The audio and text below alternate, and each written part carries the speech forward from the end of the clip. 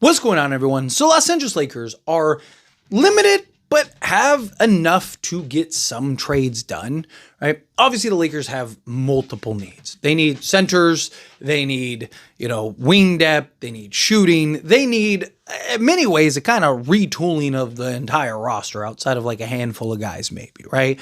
But the Lakers, as far as assets go, really their best asset or that like everybody's an expiring contract, like that's incredibly valuable for them because, we see with this new CBA how valuable expiring deals are. It's how the Lakers were able to get Dorian Finney-Smith when Memphis was offering a first, right? It's because you had a team like the Nets that were like, hey, we want to kind of clean the deck here a little bit. We value the expiring contract more than a protected first round pick that is probably not going to be any good for us anyway, right? Like we'd rather kind of clear the deck and be able to get, a Giannis or try to make some plays, make some moves here.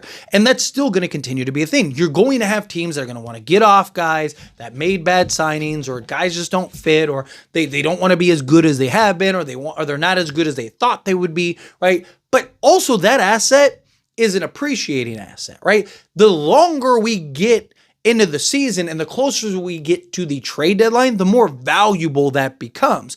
In the offseason, it's not going to be as valuable as right before the trade deadline when teams are like, all right, let's just kind of hit the reset button here until next season. Then now I think the Lakers have a ton of now I think they really have value. But we'll see kind of how that plays out here for the Lakers as you kind of move into the offseason, the regular season. But beyond the expiring contracts, what else are the Lakers looking at? What is the kind of treasure trove that the Lakers have? Well, not really much. So they have one tradable first. Now, they have 2 years in which they can decide which year to take, which would really probably come down to the opposing team. But the Lakers have the 31st or 32nd pick that they can trade. They wouldn't be able to trade both because you can't trade in back-to-back years. So they could trade, say, the 31 first, and then that's it. Or they could trade the 32nd first, and then that's it. So Lakers have one tradable first-round pick, right? But they do have 5 pick swaps. Now, obviously, pick swaps are not as valuable as they would be. Now, if we still had Anthony Davis and LeBron, I think those pick swaps would be much more valuable because people are going to look at that as like, oh, hey, as soon as LeBron leaves, those picks are going to be money.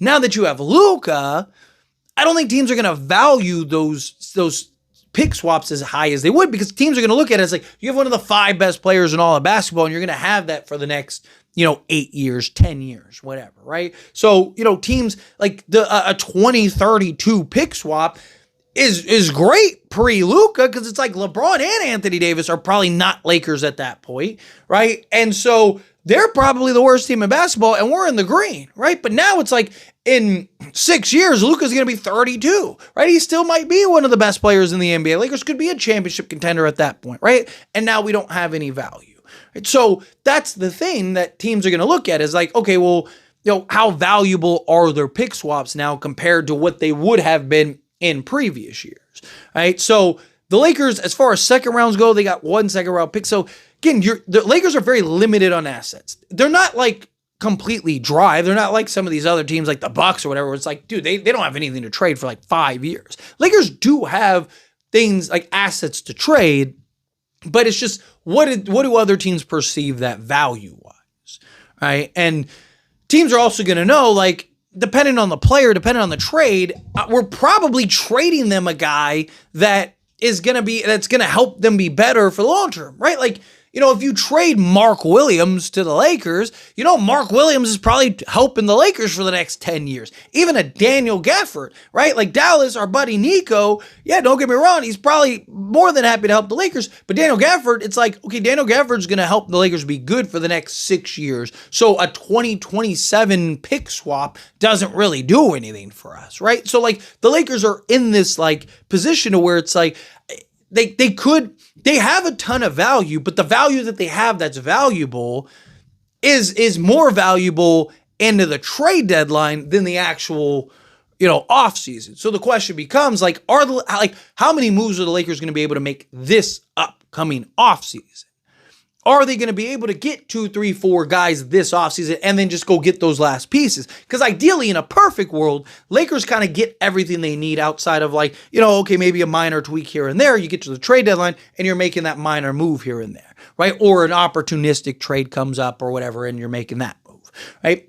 But realistically speaking, Lakers are probably going to go get like a Nick Claxton because, again, a team like the Brooklyn Nets value the Lakers' expiring contracts. So they'll perceive that as like, okay, that has value to us even right now because we have 3 years on Nick Claxton's deal, right? And so we can work something like that out. And the Lakers could also maybe do something where they're throwing in like a Shake Milton back to them who has a non-guaranteed, right? Like you work it out, right? But a team like the Brooklyn Nets, they might value it more, but some of these other teams are probably not. Some of these other teams are probably going to look at it as like, do we really want to trade X, Y, and Z just for expiring contracts? Yeah, we'd probably be open to it come the trade deadline. We'd probably be open to it when it actually has significant value. But right now, it doesn't really have any value to us. Let's just get into the season, be patient, and kind of wait around and see what develops, right? What if this guy that we're thinking about trading right now ends up actually,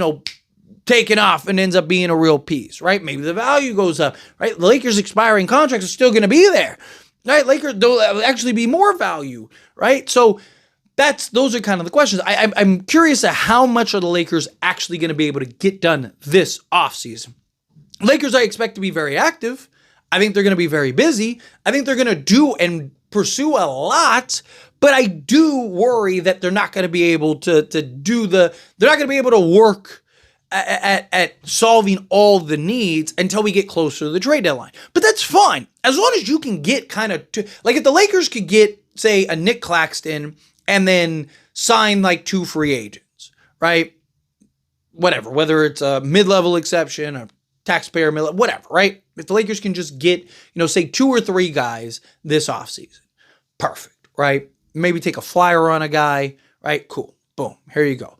And then now we get to the trade deadline and Rui and Reeves and Kleba and all these other guys. Now they're worth, a lot more. And it's like, okay, now we can go make some moves. We can go make some trade. And now teams are calling us going like, hey, what do you think about trading Rui? Because, we want his $17 million expiring. What do you think about this guy? Because we want this. And now the value. So my hope is that the Lakers can do a couple like kind of minor things, right? Maybe at least get the center, maybe sign a backup center, right? Get a Nick Claxton and a Jericho Sims. Boom. Now you got your center position locked up. You're good, right? And then from there, go get, can you go get a flyer or 2? Can you get a Gary Trent Jr.